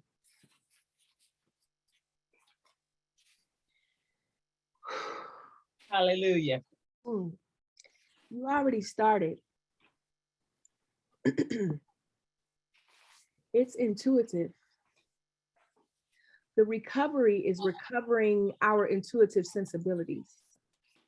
The fact that you asked the question means you already started. See, looking for a next step is much more of a Western practice because Western practices are linear. Western practices want you to start at A, then you're gonna go B, and then we're gonna go C. Hold on, let me put my other view on so I can make sure I'm looking at you. I wanna look at you. Where'd she go? Okay, I see her. They want you to you gonna start at A, you gonna end at B, you gonna, get there. No, you have already started. You've already started. Say something for me, sis, one time. So I don't know where you went in my screen, but can you just I'm right here. Okay, stay right there. All right, here we go. You've already started because I believe, as Malidoma Somé and Sobonfu Somé, that in the African cosmological way of understanding that it is circular. It is not linear. Your intuitive self has already begun to lead you to the places where the knowledge will come. And when the knowledge comes, it will resonate with you. There is no, and every time somebody asks me, so what book should I start reading? I always say, I don't know, because that's not how I came to this enlightenment, this endarkenment, if you will. That is not how my darkness created this beautiful light. You know how it happened? Apprenticing, walking, being, and trusting, as Howard Thurman would say, the sound of my genuine. You've already started. So then I would say next step is keep listening. And when you listen, when you hear, trust what you're hearing and move. Get into a community. I welcome you to Pink Robe Chronicles.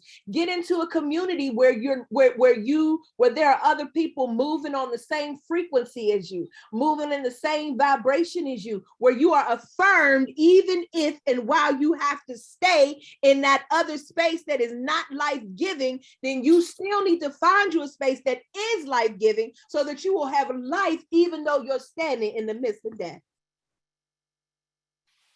You already doing it. They're already talking to you. I don't know what they're saying to you, but you do. It's that. The Quakers have something called a clearness committee.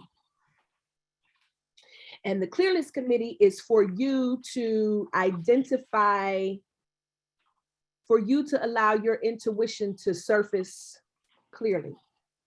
The people who participate on your committee, they are only to ask you questions. They are not to give you advice or to say, oh, when that happened to me. They're just to ask you questions. So I'm gonna ask you this question, and I don't want, because you can't give me an answer, but I'm gonna ask it. It's for everybody, but I'm gonna ask it to you.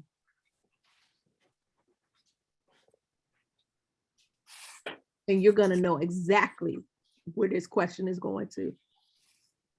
The question is, what will it take? Ashe. Saba. Ashe. Ha. Yeah. What will it take? What will it take? What will it take? Wasaba, yes, I'm sorry. Yeah, Sister Yvonne, thank you so much for asking that question, because I received the answer to the question that I needed. I recently walked away from the ordination process in the AME church because my spirit could not take it. And I have been struggling since then, thinking, God, I know that I'm called to preach. I know that I'm called to ministry, but I know I cannot do it in this way. And for a moment, I thought, Lord, I don't know if I'll ever get an opportunity to preach again. I have been conditioned to operate within an institution for so long. I don't necessarily feel like I'm out on my own, but I'm trying to recognize and affirm this freedom that I have now. And so my question was going to be for you, which Sister Yvonne did such a wonderful job asking, was what do I do next? But I think deep down inside, I already know. So thank you. Thank you. And you are affirming something in me. You are.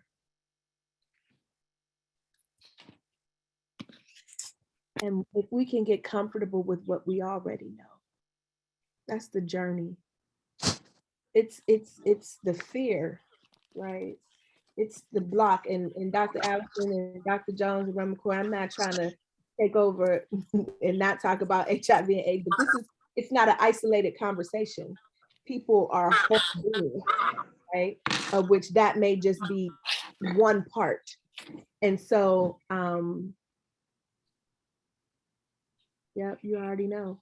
And you have an entire community who's going to be present. And I want to say this, and then I'll get to these two quickly.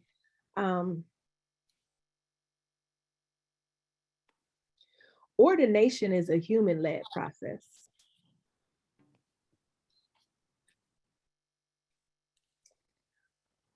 Ordination, yes, it is a credential that you can use for leverage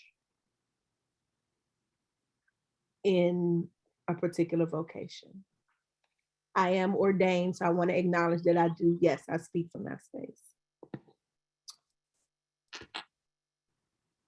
But being ordained by a human system, not being ordained by a human system doesn't mean that you've not already been ordained by God. Mm-hmm. Now you let me get my religious organization credentials, and it's going to be a whole lot of ordaining around here, and they on the way. Let me just say they're on the way. Let me say. I'm moving on. Come on, Miss Priscilla and Marquita. Miss Priscilla, go ahead. I have a question. Ma'am. How do you come to this, as you have mentioned so many times about the Western, how we see God and our ancestors and all that? How do you bring this teaching and belief to come in with God? Am I making sense? Mm-mm. Try one more time. I don't feel what you're teaching. I don't feel the teaching here is replacing God. Yes. But I can't bring it together. Okay. That's okay. It's just, it's not time yet fully for you to bring it together, if I'm understanding. So let me answer it like this. When I showed, the book we've been reading on PRC, This Listening for God, I got this book in 1998, 1999, and I tried to read it, but I was like, "Ooh, child, what is she talking about? Silence from God." Oh no, I can't even reconcile that. But it just wasn't, there were a few more moments that I needed to experience before I was able to truly grasp it and get it. So what I would just say is just keep doing what you're doing. It's a lot to grasp. It's a lot to get. Just keep placing yourself in these spaces where knowledge is being given, and keep asking questions. Maybe write your questions down in a journal and engage them in that way. But it's okay, because there's not a finality of it. It's not like by tomorrow you're gonna need to have this, you gonna get a pop quiz on this. It's not that. It's a journey. It's a journey. And if you have just begun this journey, I don't expect you to be where other people are on this journey, and you're just sort of getting to this journey. So be gentle with yourself. Don't think that you need to grasp the entire lexicon, meaning words. Like we talked about, what does ashe mean? Remember that when we had that conversation? And that was a great keep doing that. Okay. All right. Marquita and Iyabo. So, Sample Nani, sister, I promise you, what you have given to us today, yeah. Many times I just wanted to lay flat out, and I said, you can't lay flat out and still write notes. So I had to hold on. But I have a question about the clearing community and trying to locate a clearing community for those of us who know clearly that we're not still here in the West and in that Western submersion, but making this balancing act, but then also trying to figure out what's next. And I know that we've had, an offside conversation about that. And so it's like I'm hearing, but now I can't see the next step. And it feels almost like when the student is ready, the teachers appear. And so I'm looking and listening for the teacher. Is there a space that's created like that? Yeah.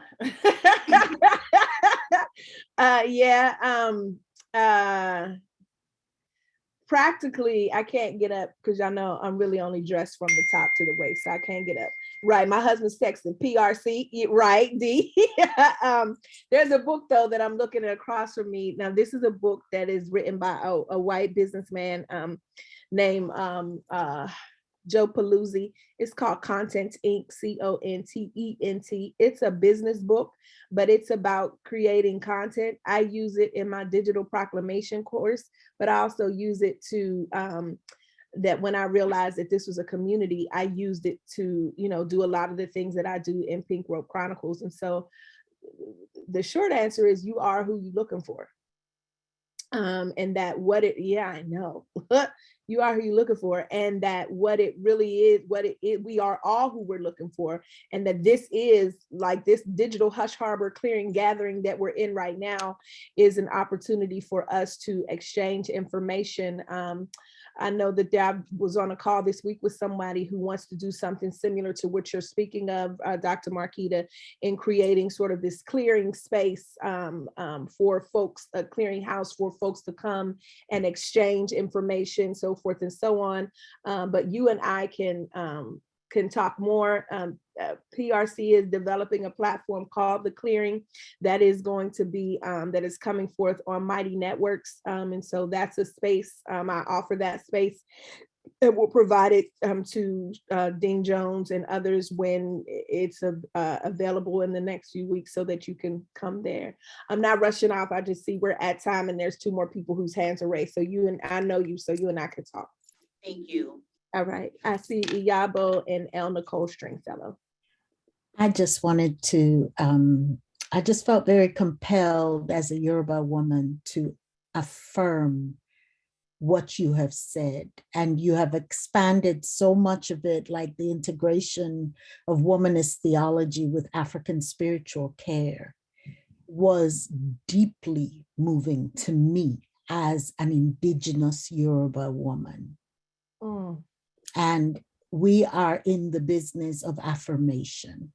Affirmation tells you which path to continue on. And so as an African matriarch, I know that I have to affirm you. And I want to respond to Dr. Matthews' question about what has this got to do with people living with HIV. And Alexa, stop. I try to make it go off every hour, so I get up and walk, and then I find myself talking in the middle of it. So for people living with HIV, African culture centers the most vulnerable of the population. We don't marginalize the most vulnerable.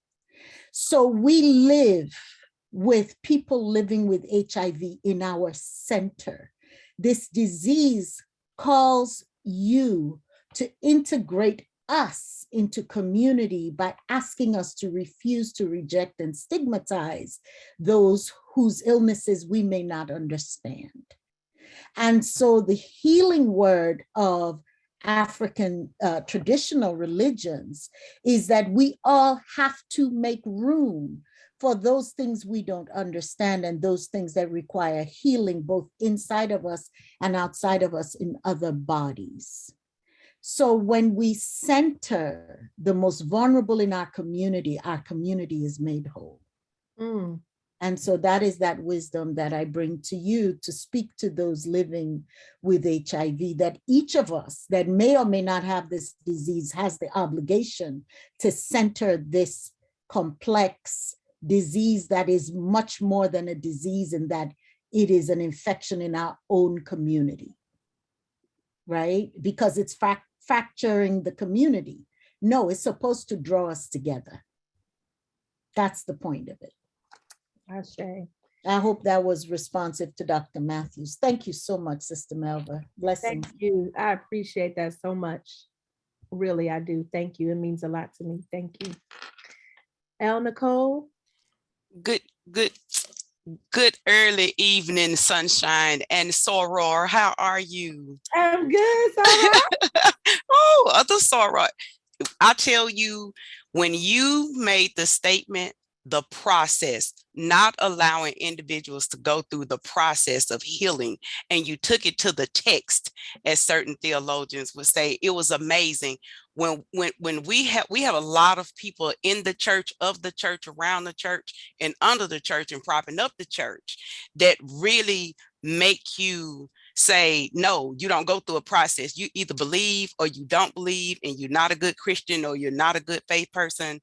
But when you took it to the text and explained, this is a process, healing is a process, the same way the Creator had everything to be a process, is the same way that healing and transformation is also a process. It was amazing. When you said that, you had me, I could have just cashed out you my tithes and offering for the rest of the week. So yes, thank you.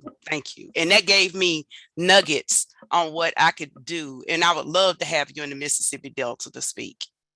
Ashe, yes. I put my email in the chat.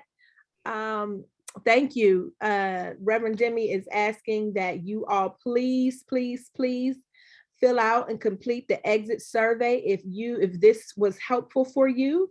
If you want, well, there is no one like me, but if you want, other, good content like this, please fill out the exit survey so that they can, the staff can, provide, what y'all want.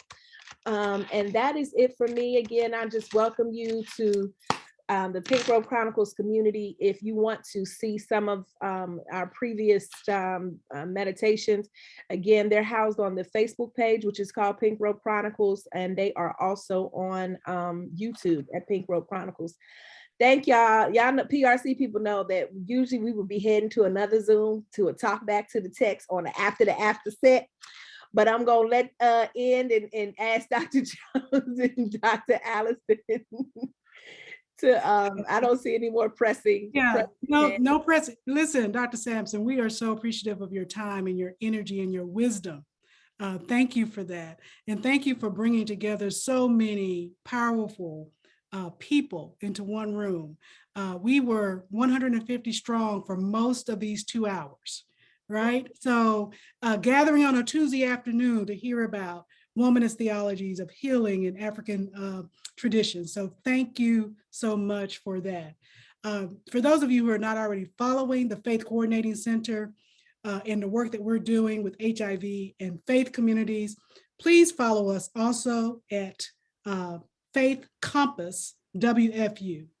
And that's in the chat as well. If you are not already connected with us, make sure that you stay connected with us, because as Dr. Sampson has said, part of the healing can take place only if we're doing that in community, right? So be sure to connect with us. To everyone gathered here, be well, be safe, and be healed. Amen. Thank you, Natasha, for putting all this stuff in the chat. Appreciate you. Thank you so much. Thank you. Thank you. Thank you. Have a good evening. Dr. Sampson, stay on real quick. Okay. Thanks. Thank you. Thank y'all, everybody. Oh, look at Faith. I saw Ashley. Hey, thank y'all. Bye, Mama Carolyn. Good to see you. Thank you. Reverend Bailey, I see you.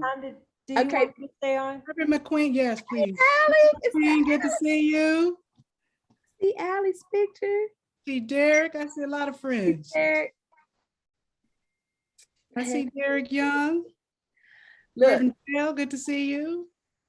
okay, to my PRC people, this is not our Zoom. So, So y'all need to listen. Dr. McCoy is still here, though. I want you to stay on if you can stay on, Dr. McCoy. Sorry, Doctor. McCoy. Ladies. Sorry, I'm gone. this Ladies. is ours. So I'm just saying, this I want y'all. They lingering, aren't they? That is like the chat after church, right? This is the parking lot after church. Yes. Ladies, Faith Compass. Amy, are you able to help people exit? excuse me. Yes. Can you tell me the name of the HIV organization, if you would, please? Yes, it's the Faith Coordinating Center. And it's you can follow us at Faith Compass WFU. Faith Compass. WFU? Yep. Wake Forest? Yep. Yes. And, okay. Thank you very much. God bless. you. Great session. Thanks so much. So this survey has a little small, it got like a few little glitches in it. For instance, on some questions, I guess there was some text that was there, but it just say like click to right, choice 5, click to right, choice 6, click to right, choice 7. But you can't write it, you can only click. So I just it's like that with the education, and it's also like that with sexual orientation. So I don't. We'll go back and look and try to. Okay. Thank you. So I'm just letting you know that. Okay. Thank you so much. Great job. Thank you. Thank you all. So we're keeping Demi Hey, and Mark y'all. on the I line. love y'all. Y'all gotta go. I'm removing y'all. We're Dr. gonna McCoy, stay we're gonna here. just remove people. Don't remove Dr. McGoy though. Dr. Chanel McGoy. She's still there.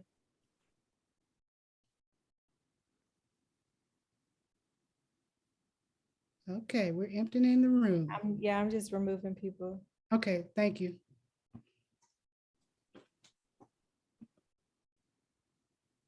They might have stepped away from their computer, yeah. Marcus, I almost removed you. You see how you be doing, my people? Don't do that. I'm removing people as we talk. Demi, do you know what she was talking about related to the survey? You're on mute. You're looking at it now. Is that what you were saying? Yeah, I'm looking at it now. I see what she's talking about. I'm going to correct it. Dr. McGoy. Chanel McGoy. Is she there? They have walked away too. Oh, yeah, it is after 5. And she got those children. I just want to make sure, because Melvin, you and Chanel never met each other in person, right? No, Chanel with Gilead? Yeah. No, we haven't. Oh, I'd love to meet her. I can't recall. Now somebody just tried to re-enter the Zoom room. Y'all. No, I think people are joining late or something. I don't know. After 5. So Dr. Sampson, after she does PRC, she has this lingering stuff that they do. And so they just sitting there like, what else is next? What's happening next? So I just start removing my people. I was like, just looking, who is Carolyn? That is Mama Carolyn. Now, I was like, you better usher in some spirit. listen. Mama Carolyn is 67 years old. She has just become a part of our community, and she has found her voice. Oh, nice. And so we, you know, I give her leeway when she gets to, you know, I just say, go on, Mom Carolyn, say what you need to say. And she says it. And I say to her, you know, when you haven't had your, when your voice, when you were muted